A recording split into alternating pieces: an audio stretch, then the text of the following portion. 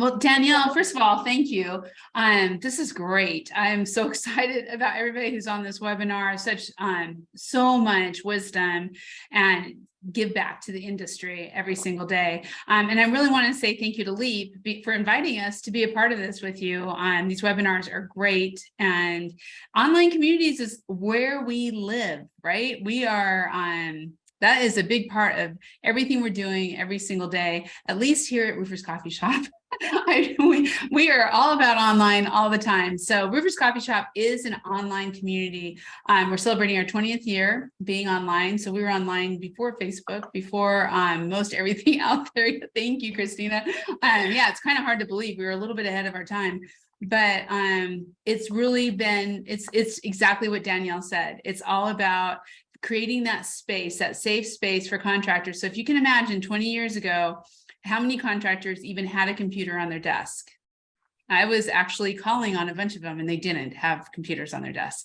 And so we had to really look at how are we going to get contractors online? I mean, that was the first step 20 years ago. That sounds crazy today with the phone and our mini computers in our hand every day. But what we did was create a safe space, and that's what online communities are all about, right? That's what you're going to hear about with Harness and Heels and Roofers in Recovery, and what Job Progress and Leap are doing is creating places where we can go and really talk about roofing and being women in roofing and about being in recovery in roofing and really making a difference for people where they can be safe. And so when we talk about online communities, I think that's the first thing that you always need to say, because there's so much out there about trolls and negative people. But at Roofers Coffee Shop, we're like, we don't believe in that. We believe in positive, uplifting community that helps each other out. And community is created in a lot of different ways. So with websites, there's a lot of websites out there where people go every day to get their news, to do business. For example, on Roofers Coffee Shop, we have classified ads, we have the newsroom, we have forums where people are talking. And sometimes people just want to go and listen to continuing education. It forms a community. They may not be actually talking to other people all the time, but they're intaking and they're hearing what's going on. Then they can move, or obviously in combination with a lot of others, is really look at more interactive online communities. So one of the things we do on Roofers Coffee Shop is our R Club, right? This is where contractors can get together every month on coffee breaks, talk to each other, find out what's going on, hear about new items. They can get on with marketing mentor groups or with training with like Cottony Consulting. I mean, there's all kinds of things that now all of a sudden this becomes interactive. I think one of the biggest ones that we have out there right now is Coffee Conversations, which was on this morning with National Women Roofing's Real Roofing, just saying, go watch it on demand. It was awesome. And those kind of communities where people can come in, chat like today, webinars, chat, engage, start becoming a part of things, asking more questions and getting education. I think that is that next step. So first you find your online community of what you like and kind of reading up on everything, listening to videos and stuff. And then you actually get more engaged with chatting, talking back and forth, getting to know those different folks. All of these are really important. And then, kind of along the same lines as the website is also podcasts. And I've been watching the podcasts become communities. People are like, did you listen to that one? Did you hear that one? So they're kind of talking in other things, but they're listening to the podcast or watching the webinars or going to YouTube and making comments. So again, another type of online community. And then we get to the one that I think is probably the biggest, and that is the social media online communities. So for example, Paul and I are both on Western States Board. Paul, we have a lot of communication that goes back and forth. We are on LinkedIn together. We're on talking amongst the association. So as you're thinking about your online communities, really getting involved with your associations, joining those groups, whether it's on LinkedIn, we're going to talk about Facebook in a minute, or Instagram, following people. There's TikTok. We're doing TikTok now. And there is so much out there to create that community that brings everyone together. So those are really the what I see is the big picture of communities. There's probably more. I mean, we're learning, there's Reddit, there's all these ones out there that continue to grow. But I have to tell you, one of the coolest, and I say this because we actually at Roofers Coffee Shop, we have a couple groups, but we've really focused our online community on the website, on the podcast, on the webinars, on the coffee conversations. And so I'm totally humbled, and I have loved watching Christina's Hills, Harness and Heels. Such an amazing online forum, safe. You can ask questions. And so I'm going to hand it over to really talk to the expert about really beginning and growing an online community as a Facebook group. All yours, Christina. Heidi, I adore you. You've been one of the biggest fans since day one. You're constantly out there for us, and we appreciate you so much. Hello, everyone. I'm Christina Hill with Harness and Heels, Women in Roofing. But I also own my own roofing company, which is called Home Shield Roofing and Exteriors, based out of Lincoln, Nebraska. And kind of how Harness and Heels came about was because I was brand new into this industry and wanting to learn more from experts or people who have been there. And there wasn't a lot of people that were like me here in my local area. So like many people, I turned to social media to try and find others that I could, learn from, that might be mentors or things along those lines. And I found that when I would post questions in some of these online communities, that it wasn't really a welcoming place. I was kind of made to feel like I was an idiot. There was a few times I was flat out told I was an idiot and that I shouldn't own a company or shouldn't be here. And I was like, this can't be the way things are. So I started looking for a community of women in the industry, if there was another group out there or something, and there wasn't. So I sat on that for a little bit. I found National Women in Roofing, which has been phenomenal, but there wasn't a social media aspect of where you could ask questions or things along those lines. So created Harness and Heels, Women in Roofing, and thought it might be, under 20 people. I had no idea how many women were in the industry, but I was like, we could have this core group of people. We just bounce ideas off of each other. We can, mentor each other and really create this safe place. And we are now over 1,500 members in under 2 years. And it's been absolutely phenomenal and humbling and all the words to describe this community, because what it is, it's truly a community of women in the industry. And I've said it time and time again, but women in roofing are some of the most supportive people you will ever come across. And it's really kind of growing and evolving with our group and kind of the directions that it's taking us. Right now, what we're doing, it's definitely a community where you can ask the questions. We have discussion threads where hey, what pants are you wearing when you're doing roof inspections? Because nobody asks those questions, or nobody knows what to wear while you're doing an inspection. Things like, what are you paying your salesman, or what's your base rate for a roof repair? And people are taking those and implementing them into their business, because a lot of times we're undercharging and you don't know that until it's brought to your attention. We do lots of things with value-based education, such as, how to supplement, how to work with insurance companies, hiring and retention. Coming next year, we're going to start doing some Instagram takeovers with our members and some of our partners. Just having another way of getting the word out there of women in the industry and letting this be an option for women in the industry. And the more people that we can reach on our platform, the better.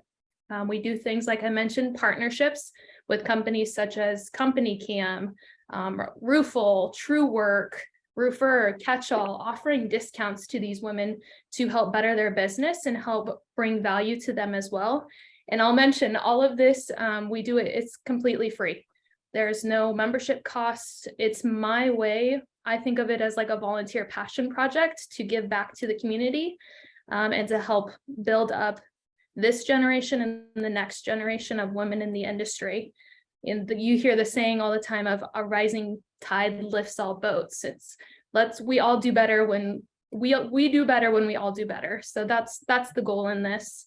And that's one of the best communities. I understand you all have good communities here and whatever, but I will always say Harness and Heels close to my heart, and the women of that group are phenomenal. I have a question for you. I have a question for you. Do you have any Yes. plans to like talk to the next generation of women, and like, or even let women like know they can go into this industry safely and like comfortably? And Yeah, absolutely. So we're very new, and so it's been kind of, like I said, evolving. And Yeah. coming soon, there's talks and in the works of bringing this to like an actual website that it can be a directory of, you know, if you're looking for a female in the industry, that you can look that up online to the public. Have ideas of doing in-person events and offering things such as like roofing 101, where we walk through the very, very basics of roofing, of what are the components, how do you do a basic roof repair, how do I set up a ladder safely, how do I put a harness on to get on a steep roof, what gear should I have in my toolbox, things like that, to where it's a safe place to ask those questions and to not know the answers. Because a lot of times you'll get sent to these trainings that might be a little bit more on the advanced side. And if you're like, whoa, I've never set up a ladder before, I'm going to ask this question in a room where I'm already different. I'm not comfortable with that. So that's the way things are evolving at the moment. And that's kind of the goal. I know here locally, some of the women in our area, we're looking at getting into the schools and reading books. There's several books out there that people have put out about, you know, construction or the roofing industry, and just reading those to the elementary age students, letting them know, hey ladies, hey little girls, this is an option for you. yeah, that's awesome. Cool.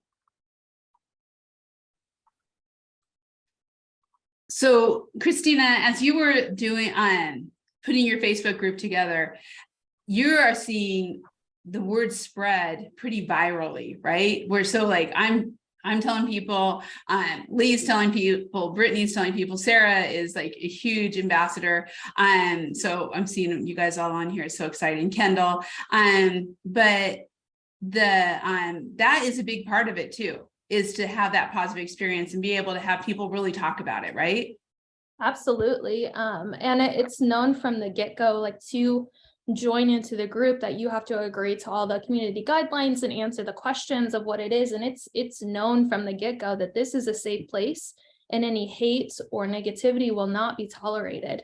And just creating that atmosphere and the culture from the beginning, and letting people know up front that this is what it is. We have had very little issue with the trolls and the haters in the group. Right. And that's phenomenal. And while it's so cool to say that I'm the creator and the founder, it's like, I did not create what this has become. It's the people in the group and the connections and people being active in the group that has really formed that community. Yeah, that's so cool. So Paul, talk to us about your community, because this is a community that is like very specialized, that's so important. Yeah, and thank you guys for having me on today. And I hope my internet stays up. It just started getting weak about 5 minutes ago, so I'm sorry if I cut out. But no, so I'm the founder of Roofers in Recovery, and what that is, that's a place. So just to back up a little bit, I have been in roofing since I was 18 years old. So I'm actually celebrating 30 years this year. So that means I'm like the old guy now in the industry. But 15 years ago, I found myself in a rehab facility for a meth addiction. And, you know, always been in roofing. And the reason I went into roofing when I was 18 was it was kind of a place where it was okay for me to, you know, drink or smoke weed like all day. It's just kind of an accepted practice. And, you know, that's kind of the reality that most people don't want to talk about, but like, that's really what goes on. And, you know, I found myself again, 15 years ago in a rehab, and got out of rehab and went right back into roofing.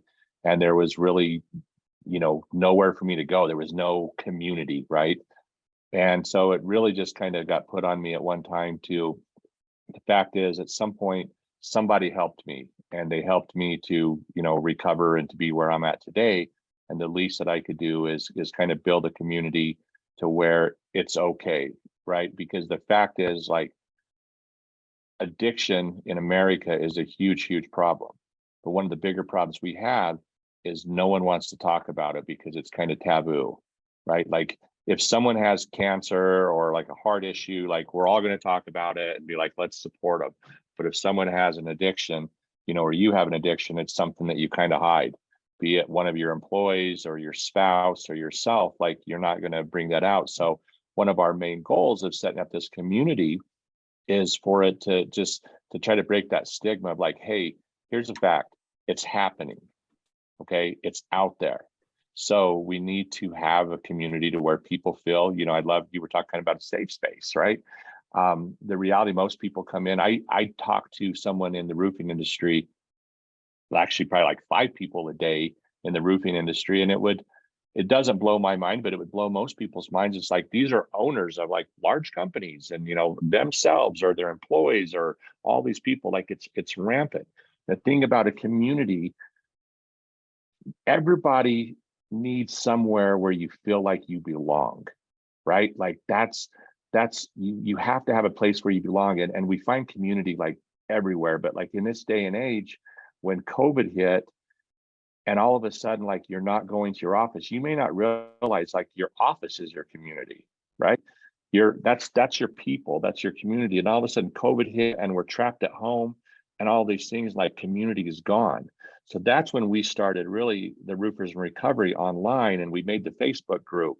And we started having Zoom meetings because we knew that we need to have this community, because fact is, everybody needs to have a place, whatever's going on. If you're a woman in the industry, and I need to be in this group, like, we need to have those spots. And if I'm in recovery, like, I need to have that spot to where, like, I belong, and there are other people like me that understand, right? Like, it's one thing for like a woman to get into roofing and say, and go talk to a man, and we don't understand what they go through, and to be able to go to your group, that's awesome. Like, because most people, hell, we probably need to have a group for men to learn how to set up a ladder, because men don't know how to set up a ladder either.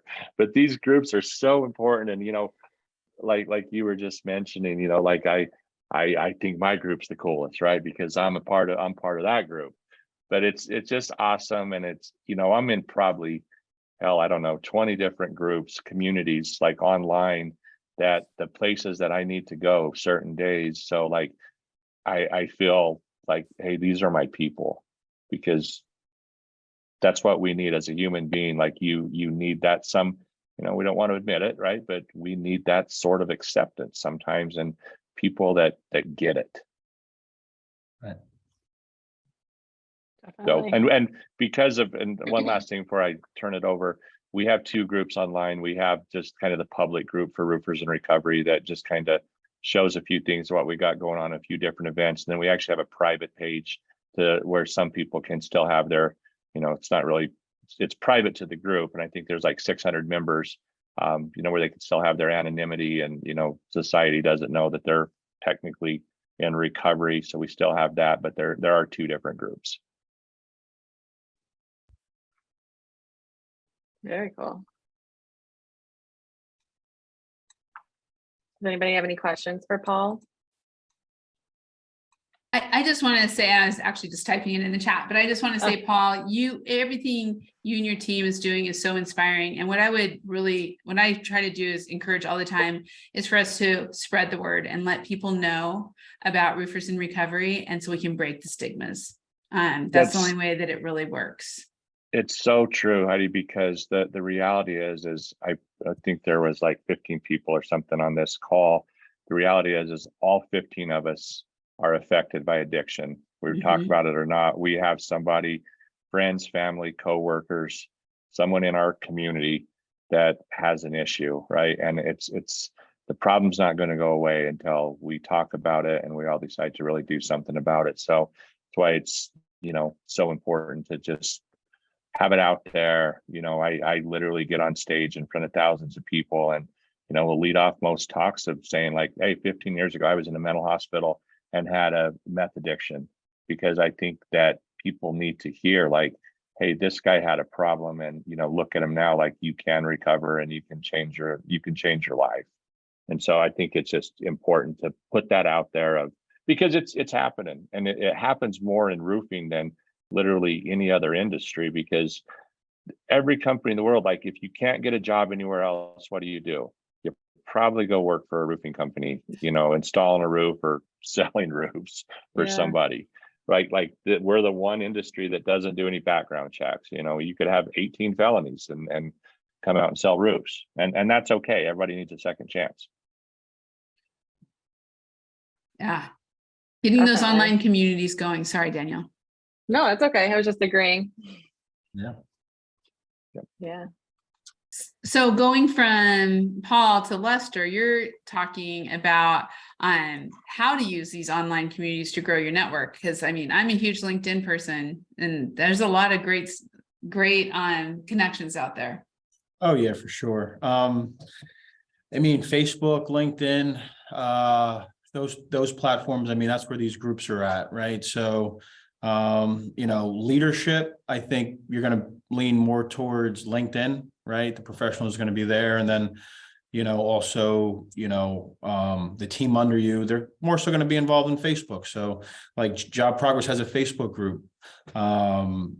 It's really a place where, again, you got a safe place to ask questions and not feel like your questions are stupid. Right. So, when you get on with Job Progress, which we're a CRM job management software can be kind of, frightening at first, especially if you're just not used to using mobile apps and computers and stuff like that. So when we're bringing someone aboard, they may not tell us they're not understanding what we're saying, right? Because they just don't feel comfortable. So I see people lean more towards the Facebook groups, and then they start to get comfortable, right? They see there's other people that have the same questions that they're having. So now it doesn't feel so bad, like, oh, I thought I was the only one who wasn't picking that up, right? So you go to these groups, we're constantly in there, not trolling them, but seeing if we can help people. So that's a leg of support in a way.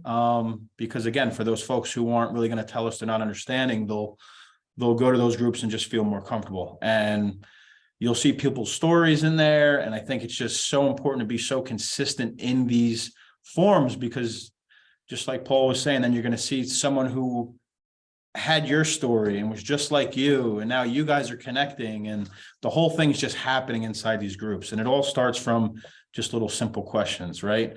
But we can lean on those to get those answers, to get comfortable. And then we start coming out of our shell and we start opening up to, maybe the support person we're working with at Job Progress or Leap, and hey, can you rephrase that? Or can you give me an analogy? Because at the end of the day, we're constantly helping these contractors evolve through software. And sometimes we get set in the mind where it's easy to us, thinking it's easy for them. So these forms can be a big leg of support for going and getting your questions answered and just really connecting with people throughout the industry. And I've been in tech and software for some time. I started with Job Progress in 2017. And I think Roofer's Coffee Shop, I think you had a relationship with David before I even started. Yes. Yeah. And I'm like, what is this Roofer's Coffee Shop thing? So I remember that from the very beginning. I'm the first hire at Job Progress. So Okay. I was after David, but just continuing being, involved in these communities. And it's one thing to be in your community. It's another thing to be in a national community, right? We all want to help one another. I would think that, you don't want to help your direct competitors too much around you, but when you're in these national communities, I see these roofers just really want to help one another. So it's really good to be involved, in a few, to try to get involved in another one, each quarter. And you can really grow your business. So yeah, it's just being consistent, really. So. Awesome.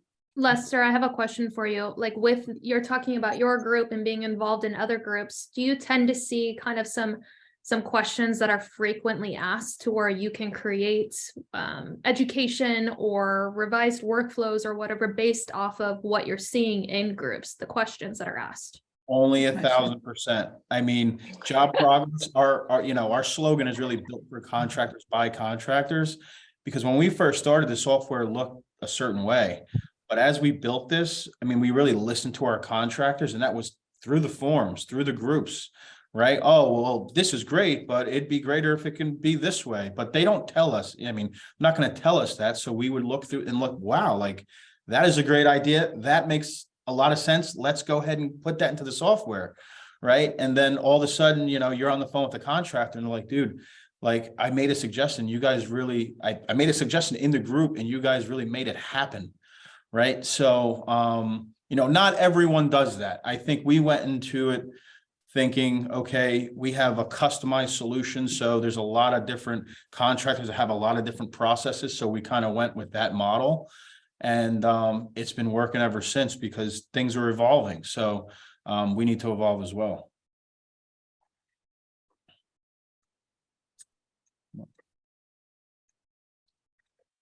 So Danielle? Yes. So I wanted to talk about content marketing inside these groups and then possibly starting your own as well. I always say content is king. And since the pandemic, people are spending more time in online communities and spending more money because of it. Why? Because when you engage with a brand, you're more likely to develop a connection, deepen trust, and spend more money. It's kind of like that, I don't know, like that workflow. Content marketing with video and podcasts helps develop the personal connection consumers are looking for. It's that visual aspect, it's the hearing aspect. I think it's reading is different than seeing, right?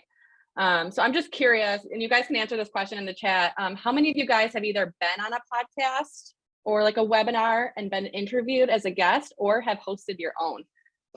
And you can just, I don't think there's a poll for this. You can just put your answer in the chat. So I'm going to say I have, Danielle. Okay, sounds good. Because we Sarah can't put gives me this in. the Sarah did the rest. Yeah. That's awesome. Awesome. Yeah, cool. So podcasts are a great way to build an online community for your brand. I know it's not like you're not interacting with each other. You could be in the comments, but I think it's a great channel alongside all of your other marketing channels. Podcastinsights.com says that 80% of podcast listeners report listening to most of a podcast episode when compared to watching a YouTube video, which is 50%. So it's really crazy. And I just wanted to leave you guys with 5 tips to consider if you are thinking about starting your own podcast. Because I do think it's a great marketing channel, and I think every company should have one. The first one is to commit to the purpose of your podcast. Is it to convey information? Is it to build your personal brand? Who are you talking to? And why do people want to listen to you? Is it a need? Is it a want? Is it growth? Are you talking to other contractors in your community? Are you talking to your community as a whole? And then talk about topics or interview people who position you as a thought leader or authority in the industry or your market. You can even do some research into your competitors. Are they hosting podcasts and other digital communities? Do they have their own Facebook groups? Are they putting on their own webinars for homeowners? And in terms of topics and things to think about, you can think about what other topics have worked for you in your other content marketing, like blogs, videos, social media, all the advertisements that you run. What messaging is gets the highest conversion rate? And then podcasts require consistency. And that's probably the hardest part about a podcast, right? Kind of like social media, you gotta keep doing it for it to work. So every year Leap hosts Leaps and Bounds for a season. That's what we kind of commit to. And we launch an episode every other Thursday.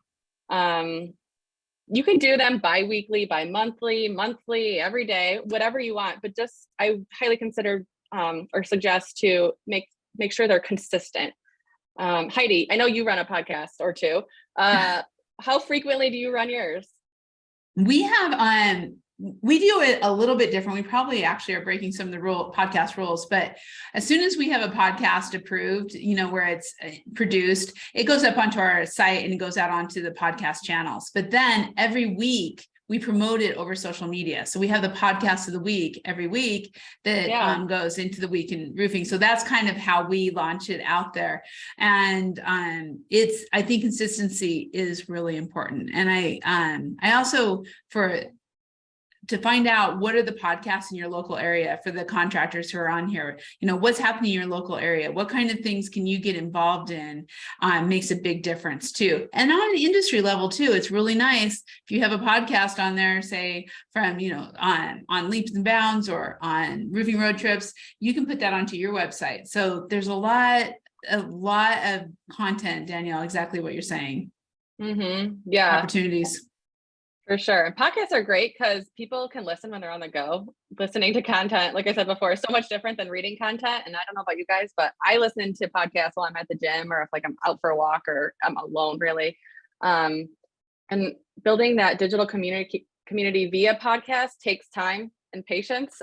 And you should look into it as a long-term investment for your brand, whether that's personal or professional. But if you use other channels like paid advertising or influencer marketing, kind of like you, Christina, or your sales team help promote episodes, you'll see results a lot sooner, which is really cool. Once you have the... Oh, sorry, go ahead. I'm sorry. No, you go ahead. No. I was just going to say, if you have a podcast on a local basis, do like what Christina and Paul have done with the Facebook groups, get into your local Facebook groups and promote your podcast, because that's where homeowners are going to be looking for that kind of information. Yeah, definitely. Kind of piggyback on that. It's definitely important to know who your audience is when you're doing that. Like for Roofers Coffee Shop and Leap, you're trying to market to the contractors and having other contractors on talking. But as somebody who I also own a business, that might not be as beneficial for me to host a podcast and have other contractors come on. So if your audience is going to be your homeowners or property managers, maybe it's best to position yourself as a community expert or really involved in your local community. So you have other business owners come on and talk about who they are and what they do and what they offer, or talk to an insurance agent because they're an expert in that area and explain what the difference between RCV and ACV is, and really know your audience before getting into it would be my number one recommendation on that.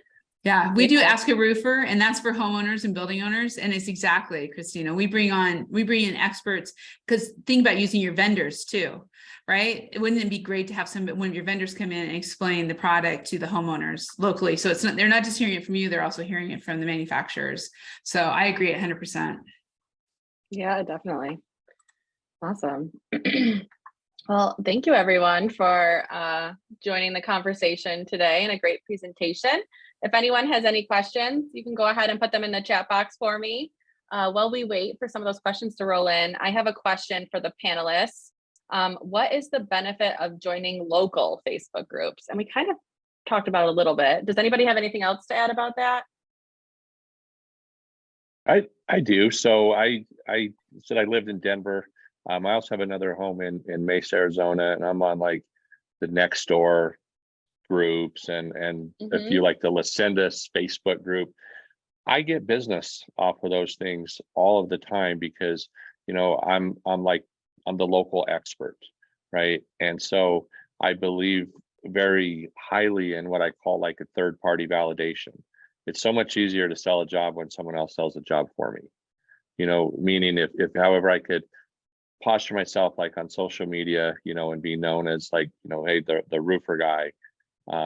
Business wise, I think it's so important to be part of these communities, because there's nowadays, where do people go it drives me nuts because I'm kind of old school. I wish we didn't have cell phones and all of those things and Google and reviews, but we go out to eat and my wife, like, to me, it's just like, oh, let's go eat over here. Someone said it was good. My wife's like, oh, we need to check Yelp and open whatever the apps are, right? That they look at. Like, that's how everything that people buy or do is based off of, you know, someone else's recommendation. So it's so important to be like in those local groups and let other people, like when someone's, because I don't always see the notification, someone's missing some tile or shingles. I want other people in that community to, oh yeah, I remember that guy, Paul's tagging me in there. So it's so important. I mean, I get a lot of business out of those things. Definitely. Are you like interactive in them? Do you comment and like and share links? I do. It goes against everything. Again, I'm kind of old school, but I'm being, even old school person like me is being forced to do those things. Like, that is society. You know, my mom and dad, they're like mid-70s. They get online, like everybody gets online. So it's so important to be part of these communities and part of these groups. I mean, personal reasons, right? You know, and I get business out of it, but also to, you know, to be there to help other people and do those things as well. Yeah, that's awesome. I'll second that, Paul, 100%. The next door has been phenomenal for us, and then being involved in the local, you know, buy, sell, trade, whatever groups they're called. I'll give a little bragging story on Sarah, who's in this group. She does amazing at it. She kind of, I've taken this idea from her a little bit, is she'll post a picture of a house that she's worked on within the groups and say, like, thank you so much to so-and-so homeowner for giving us the opportunity to help better our community. It's been great working for you. Look at this amazing transformation. Or she'll word it in a way where it seems value-based, because nobody wants to be sold to. But then people see that and know that she's in the area. It helps build her as an expert and things along those lines. So have other people talk about you for you, 100%. And don't you think too, you need to think, I think to what you're saying to Paul and Christina, is think like the consumer. So I can come at this from the other side, right? So I am involved in all my local Sisters Oregon groups. And I think, when I'm looking for a plumber, I mean, I usually don't have to look for a roofer because I know a lot, but when I'm looking for other people to, different things, I'm going to that group. So if I'm doing that, then people are doing it. Also recruiting. I mean, online groups and local, I put 2 sentences out 2 months ago saying, we are looking for this. We've already hired, well, we're almost ready to hire a second one from there. And that's local and people who want to work remote. So you just put it out there and they know you because, like Paul, you're chatting back and forth and you're talking and you're engaged and it's authentic. So yeah, I think local social media or Facebook groups are so important. And on a national level, the LinkedIn and being involved on LinkedIn and LinkedIn groups is so critical. Definitely. Yeah, awesome. Thanks for joining me today, guys. Thanks for having us. Yeah. And thank you to the attendees for staying on and listening to what we all had to say about digital communities. We hope you learned something. We hope that you can take this new knowledge into the new year and continue to build your online and your online community and in person too. On the screen soon you'll see QR codes linked out to the different communities we talked about here today. I know Maddie was in the chat too, linking them out. So we'll add them one more time. And then make sure to keep an eye out for an email with today's recording in case you missed it. And thank you for joining us.